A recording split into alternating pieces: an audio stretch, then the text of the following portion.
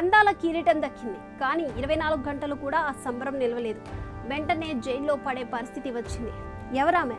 ఎందుకు ఈ క్రైసిస్లో పడింది? సుపర్ణి నొయినాంతాంగ్, థాయ్ బూటీ క్యూన్, అలాగే ఈమెను ఫ్రాన్స్ బేబీ అని కూడా పిలుస్తుంటారు. 27 ఏళ్ల బేబీకి అందాల కిరీటం దక్కిన మరుసటి రోజే పెద్ద చిక్కులోనే ఇరుక్కుంది. దీంతో ఆమె చుట్టూ ఉచ్చు బిగుస్తుంది. బ్యూటీ క్వీన్గా ఎంపికైన మరుసటి రోజే ఆమె అశ్లీల వీడియోలు ఇంటర్నెట్లో వైరల్ అయ్యాయి. దీంతో ఆమె కిరీటాన్ని వెనక్కి తీసుకున్నారు. మరి ఆ వీడియోలో ఉన్నది ఆమెనా, లేక ఏదైనా కుట్ర జరిగిందా అనే సందేహాలు రావడం సహజం.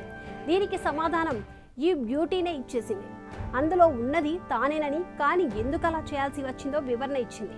కరోనా టైంలో తన తల్లి జబ్బుతో మంచాన పడిందని, ఆ టైంలో ఆర్థిక సమస్యలను దాటడానికి ఒక అశ్లీల వెబ్సైట్కి పనిచేశానని చెప్పింది.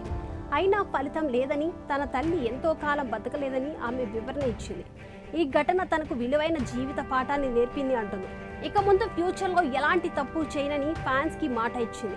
అయితే తాను బ్యూటీ క్వీన్ కిరీటం గెలిచిన వెంటనే ఇలా వీడియోలు రావడం వెనుక కుట్ర ఉందని, వాటిని ఇంటెన్షనల్గా బయటపెట్టిన వాళ్ళని కోర్టుకు లాగుతానని ఆమె వార్నింగ్ ఇచ్చింది. ఈ వివరాలన్నీ చెప్తూ ఆమె ఆర్గనైజర్లు ఫ్యాన్స్ని ఉద్దేశిస్తూ ఫేస్బుక్లో పెద్ద పోస్ట్ పెట్టింది. థాయిలాండ్లోని 76 ప్రావిన్స్లకు విడివిడిగా అందాల పోటీలు నిర్వహిస్తారు. ఆ పోటీల్లో గెలిచిన 76 మంది మధ్య జాతీయ స్థాయి పోటీలు పెడతారు. అక్కడ గెలిచిన వాళ్ళని మిస్ గ్రాండ్ ఇంటర్నేషనల్ పోటీకి పంపిస్తారు. ఇలా 27 ఏళ్ల సుపర్ణి అందాల బామ్గా గెలిచి కిరీటం దక్కించుకుంది. కానీ ఆ వెంటనే ఆమె న్యూడ్ వీడియోలు వైరల్ అయ్యాయి.